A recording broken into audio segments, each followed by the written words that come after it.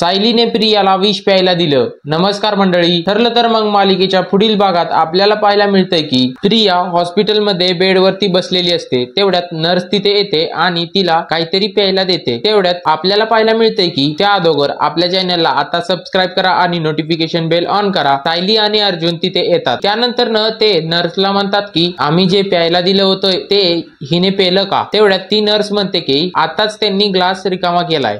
हे सगळं प्रिया ऐकत असते। प्रिया म्हणते की तू नेमकं मला काय प्यायला दिलंय? आता मला तू विष प्यायला दिलंय का? मी मरणार आहे का आता? आरडाओरडा करते प्रिया। डॉक्टर, नर्स, मला कोणीतरी वाचवा। तेवढ्यात डॉक्टर पळत येतात।